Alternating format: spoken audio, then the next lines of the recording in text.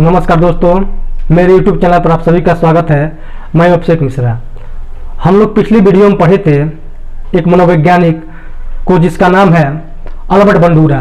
Albert Bandura के सिद्धांत को हम लोग पढ़े थे, जिसका सिद्धांत का नाम है सामाजिक अधिगम का सिद्धांत। और उनके दो प्रयोग पढ़े थे, प्रयोग संख्या 1 और प्रयोग संख्या 2। और उसमें हम पूरी जानकारी बताए थे कि अल्बर्ट बंडूरा ने कितने सिद्धांत दिए, उनका कौन कौन से नाम है और उनके प्रयोग कौन कौन से हैं। उनके प्रयोग में हमने एक प्रयोग उनके सिद्धांत में हमने एक सिद्धांत लिखवाया था और आपको बताया था जिस सिद्धांत का नाम है अवलोकनात्मक सिद्धांत या प्रेक्षणात्मक सिद्धांत। ठीक है, अवलोकन का सिद्धांत या प्रेक्षण का सिद्धांत। और यह समझना जरूरी है कि अवलोकन का सिद्धांत या प्रेक्षण का सिद्धांत होता क्या है, अवलोकन व्यक्ति या बालक कैसे करता है, इसको समझना जरूरी है। तभी जाकर हम समझ पाएंगे कि अवलोकनात्मक सिद्धांत अल्बर्ट बंडूरा ने क्यों दिया था। और अवलोकन शब्द आप ईवीएस हो, चाहे संस्कृत हो, चाहे हिंदी हो, अगर आप सीटेट का एग्जाम देने जा रहे हैं और अवलोकन शब्द आपको जरूर मिलेगा, तो जरूरी है हमको समझना कि अवलोकनात्मक अवलोकन होता क्या है। और इसके माध्यम से हम अल्बर्ट बंडूरा के सिद्धांत को भी समझ लेंगे। तो अल्बर्ट बंडूरा के बारे में थोड़ा सा बता दें कि अल्बर्ट बंडूरा कनाडा के मनोवैज्ञानिक थे और 1986 में एक इनकी पुस्तक आई, जिस पुस्तक का नाम था social foundation thought and action. और इनकी पुस्तक से एक सिद्धांत निकल कर आया, जिस सिद्धांत का नाम है सामाजिक अधिगम का सिद्धांत। और हमको इसी सिद्धांत को पढ़ना है, सामाजिक अधिगम का सिद्धांत।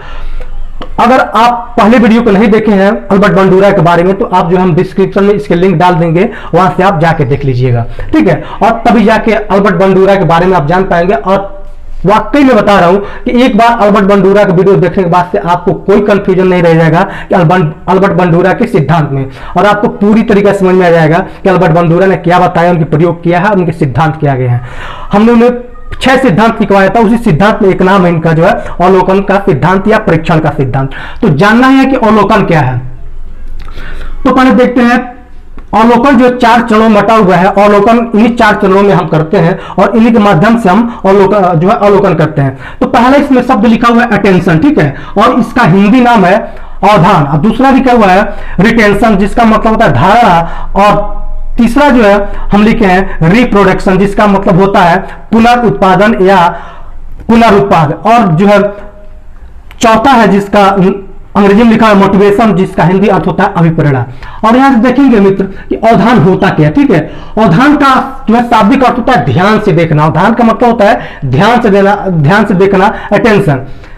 हम आपको इस समय सिखा रहे हैं, हम आपका आपको अधिगम करा रहे हैं। तो आप क्या करेंगे मित्र, बहुत ही ध्यान से हमको देखेंगे कि हम किस तरह से पढ़ा रहे हैं, तभी जाके आप सीख पाएंगे।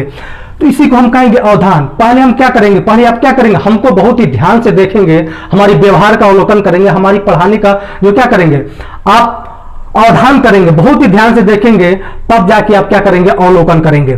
ठीक है, सबसे पहले आपने क्या काम किया कि बहुत ही ध्यान से हमको देखा, इसी को हम कहेंगे अवधान। तब जाके दूसरे स्टेप में आप क्या करेंगे, आप धारण करेंगे हमारे अधिगम की पढ़ाने की शैली को। तभी आप जाके सीखेंगे, कब, जब आप ध्यान से देखे होंगे, तभी जाके आप धारण करेंगे। तो पहले स्टेप में कहता है अल्बर्ट बंडूरा कि पहले व्यक्ति क्या करता है, बालक क्या करता है, अवधान करता है, मतलब ध्यान से देखता है, फिर जाके धारण करता है। क्या हम आपको जिस तरह से पढ़ा रहे हैं कि आप पहले ही हमारे बातों को समझ जाएंगे, कि आप पहले हमारी बातों को धारण कर लेंगे? आपका उत्तर है नहीं। आप सबसे पहले क्या करेंगे, हमारी बातों को बहुत ही ध्यान से देखेंगे, तब जाके आप करेंगे हमारी अधिगम करा रहे हैं, इसको आप करेंगे धारण। और तीसरे स्टेप में मित्र आता है पुनरुत्पाद। हमने जो अवधान से देखा उसका किया हमने धारणा। ठीक है, हमने जो अवधान से बहुत ही ध्यान से देखा उसको हमने किया धारण।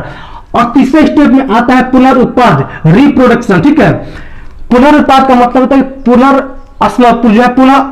स्मृति में ला देना, मतलब पुनः दोबारा हम जो सीखे उसको क्या उत्पाद कर देना ही पुनरुत्पाद कहलाता है या पुनरुत्पादन कहलाता है। ठीक है, हमने जो यहां से सीखा और इसी को जाके हम पुनरुत्पाद कर दे, इसी को रिप्रोडक्शन होता है। जैसे आप एग्जाम्पल के माध्यम से समझिए कि हम जो सिखा रहे हैं उसको आपने बहुत ही ध्यान से देखा और किया धारणा।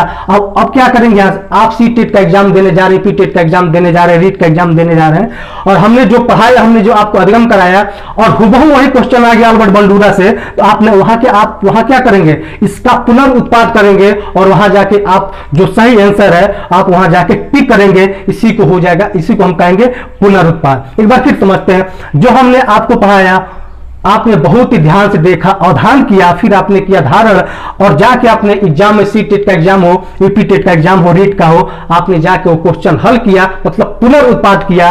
इसी को हम रिप्रोडक्शन कहेंगे या पुनरुत्पाद कहेंगे। और लास्ट में आता है कि आपने पूरी तरीके से सीख ले लिया, आपने सीख लिया है, इसी को कहेंगे मोटिवेशन, ठीक है, इसी को हिंदी में कहते हैं अभिप्रेरणा। तब जाके आपको क्या हुआ, आप मोटिवेट हुए, अभिप्रेरणा आपको मिला कि हमने जो सीखा था, हमको वाकई में हमने जो सीखा था हमारे काम आया। आपको यहाँ क्या होगा, आपको मोटिवेशन मिलेगा, मतलब अभिप्रेरणा मिलेगा।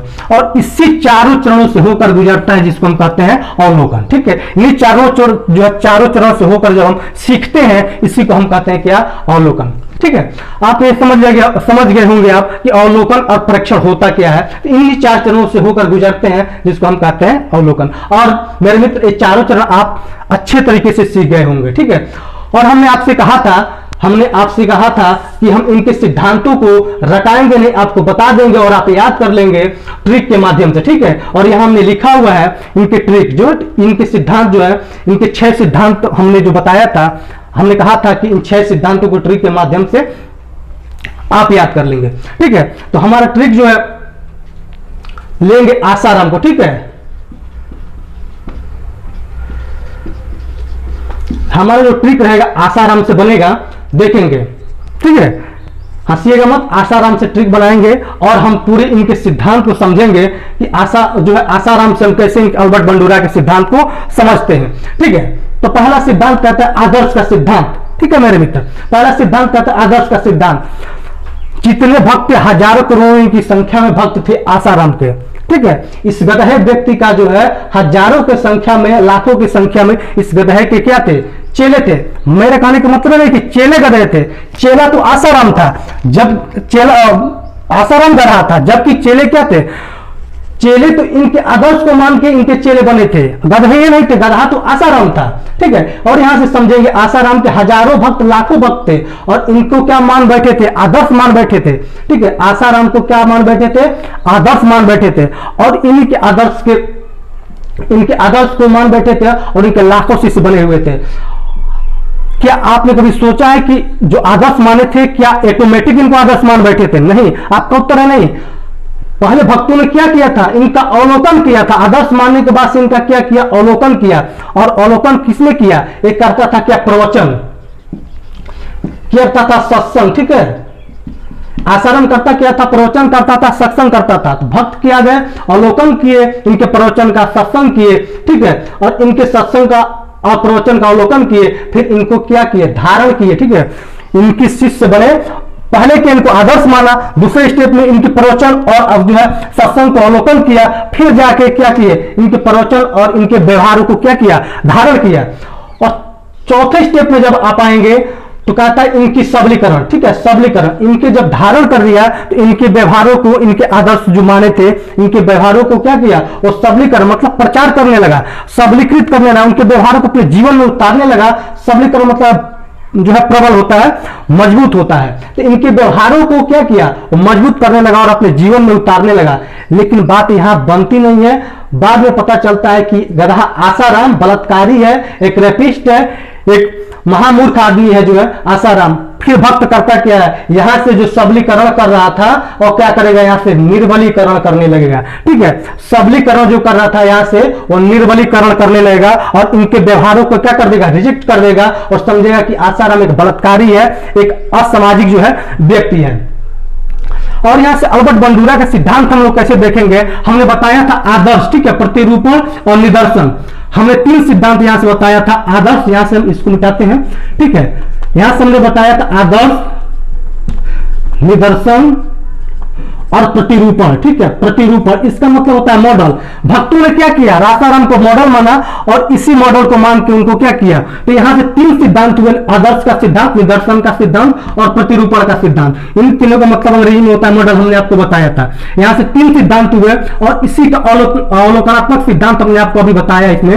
तो एक सिद्धांत हो गया और फिर धारणा का सिद्धांत, ठीक है। धारण जो किया यहां से सिद्धांत और सबलीकरण सिद्धांत और निर्बलीकरण का सिद्धांत यहां से आपको कंफर्म हो जाएगा। आसाराम के माध्यम से। पहले आसाराम को भक्त क्या मानते हैं, आदर्श मानते हैं, फिर क्या करते हैं, उनके व्यवहारों का अवलोकन करते हैं, फिर जाकर धारण करते हैं, बाद में उसके व्यवहारों क्या करते हैं, धारण करते हैं, फिर उसके प्रचार प्रसार करते हैं, अपने जीवन में उतारते हैं और उनके व्यवहारों को, उनकी सत्संग को क्या करते हैं, सबलीकृत करते हैं। लेकिन बात यहां नहीं बनती है, बाद में भक्तों को पता चलता है कि आसाराम एक बलात्कारी है, एक रेपिस्ट है, तो यहां से इनकी व्यवहारों को, इनकी सत्संग को क्या करता है, अपने जीवन से निकालता है और यहां से शुरू होता है निर्बलीकरण। और इसी जो है इन्हीं ट्रिक के माध्यम से आप अल्बर्ट बंडूरा के 6 सिद्धांत को आप याद कर सकते हैं। ठीक है, जहां तक मेरी बात है, आपको जो जितना हमारे पास ज्ञान है आपको देना का जो है पूरे प्रयत्न किए हैं। ठीक है, आपको हमको पूरा विश्वास है कि आपके जो आपको अल्बर्ट बंडूरा के सिद्धांत और अवलोकात्मक और प्रेक्षात्मक सिद्धांत क्या होता है जरूर समझ में आ गया होगा। और आपको वीडियो अच्छा लगे तो प्लीज शेयर, लाइक और सब्सक्राइब चैनल को जरूर करिएगा। थैंक यू, धन्यवाद।